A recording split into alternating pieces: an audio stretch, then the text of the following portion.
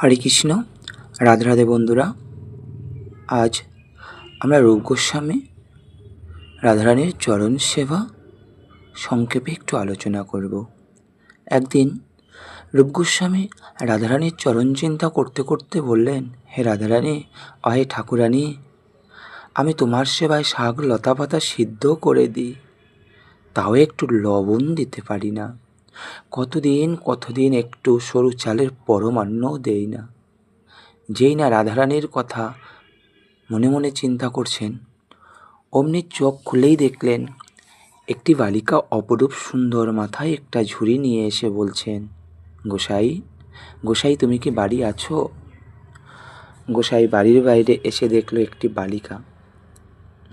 বালিকাটি বলে উঠলেন, তুমি আজ মাদুকুরি করতে যাওনি বলে মা একটু চাউল আর দুধ পাঠিয়েছে।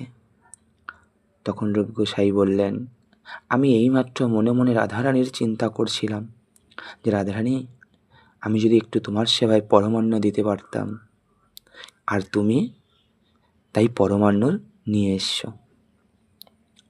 কথা বলতে বলতে বালিকার চরণের দিকে রূপ গোস্বামীর চোখ গেল। কি দেখলেন? যে তার চরণ দিয়ে রক্ত ঝরছে। রক্ত পাবেই বা কোথায়? সে তো রাধারানী, প্রেমময়ীর চরণে তো আর রক্ত নেই। রাধারানী বলল, আমিও কিছু লাগিয়ে নেব, তুমি এইগুলো ধরো আর রাধারানীর সেবা দাও। রূপ গোসাই পরমান্ন রান্না করে সেবা দিল, আর মহাপ্রসাদ কি করলেন? তার দাদা সনাতনের হাতে দিলেন। আর সনাতন সেবা করে বললেন, রূপ, এই পরমান্ন তুমি কোথায় পেয়েছো? কেই বা তোমাকে দিয়েছে? রূপ বলে উঠল, একটি বালিকা দিয়েছে। যেই না এই কথা বলল, সনাতন ধুলোয় লুটিয়ে পড়ল। সনাতন চোখে জল, আর বলতে লাগলো, রূপকে বলতে লাগলেন, তুই রাধারানীর ভজন করছিস না রাধারানী তোর ভজন করছে? ওরে, এই প্রসাদ রাধারানী নিজে তোকে দিয়ে গেছে। ওইভাবে যতদিন থাকবি ভালো কিছু আশা করবি না। কেন? বৈষ্ণব ভালো কিছু আশা করতে নেই।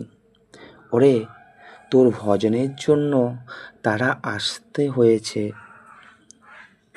ওরে, তুই ভজন করছিস না সে তোর ভজন করছে। ভক্তের ইচ্ছা রাখবার জন্য শ্রীমতী রাধারানীর পা কেটে গেছে। এটাই তো হলো ঠাকুরানী। কেউ কোনো কিছু মনে করলেই সঙ্গে সঙ্গে সেটা পূরণ করতে ছুটে আসে। সেই হলো প্রেমময়ী রাধারানী।